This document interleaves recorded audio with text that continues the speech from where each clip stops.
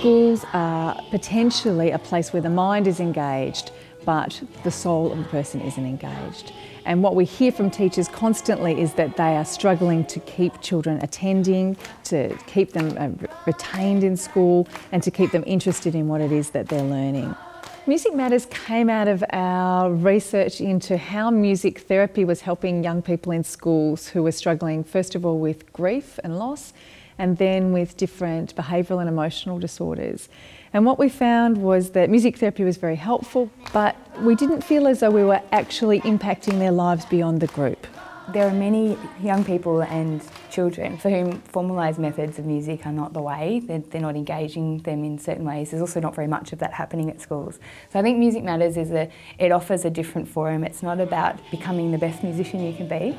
It's about engaging as honestly and openly in music in however that's going to work for you. We really believe that by introducing music beyond music experts, introducing it into every part of the curriculum, that will lead to a more engaged and a more powerful learning opportunity for students in Australian schools.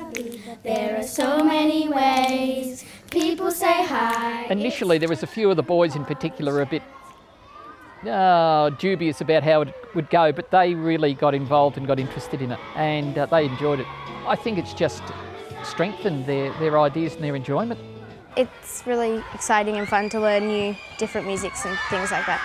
Getting involved with something like that, just making your own music, being with your friends as well, having help from people like Kath, it's just, I can't describe it, it's so fun. Got our song that we created, it goes a bit like this.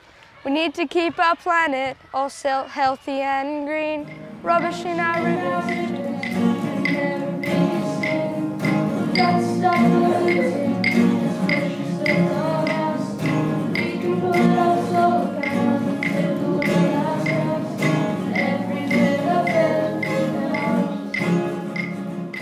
As a parent, just seeing my daughter coming home and being really excited. Now there was a choir for her age group as well, because previously there was only a senior choir, so she was very excited by having a choir for her age group. And coming home after choir every day, really happy, singing songs, you know, all the time and wanting to practice them all the time. So just as a parent, there was a real excitement from my child. I think if it gives them a sort of a certain, well, just an encouragement about being at school as well, and that's going to help them in the classroom as well. They're going to be more focused, and perhaps they're going to just enjoy the whole learning experience. Music allows people to express something in themselves which is very real and honest, and often is described as transcending their pathology in clinical settings, is how it's often described. Listen to the raindrops, never let it go. Listen to the wind and open your window. Children gain not only confidence, they gain self-esteem, but they gain that creativity and the ability to think outside the box. So our real push was in the whole child, and we think this program has encapsulated that.